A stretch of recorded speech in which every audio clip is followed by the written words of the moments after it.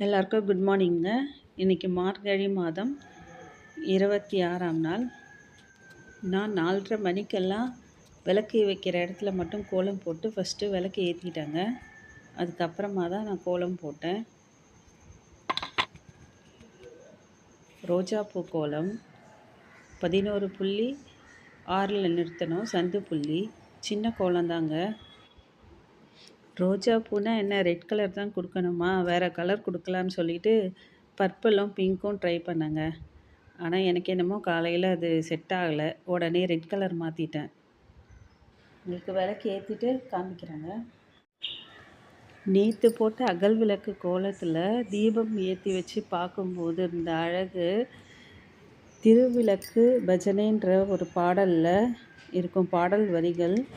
இருளை அகற்றும் திருவிளக்கே, இன்பம் அளிக்கும் திருவிளக்கே, எங்கும் ஒளி தரும் திருவிளக்கே, லக்ஷ்மி உனக்கு நமஸ்காரம்.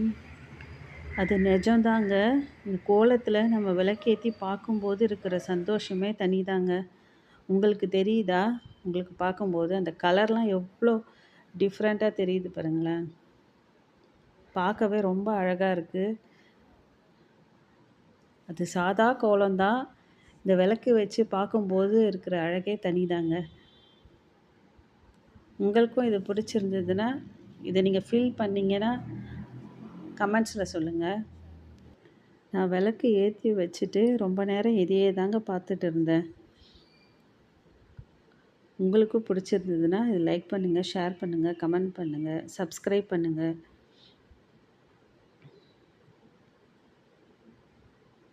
இதையே நான் ரொம்ப நேரம் வீடியோ எடுத்தேன். உங்களுக்கு டைம் இருந்ததுன்னா பாருங்கள், இல்லை ஸ்கிப் பண்ணிக்கோங்க. தேங்க்ஸ் ஃபார் வாட்சிங்.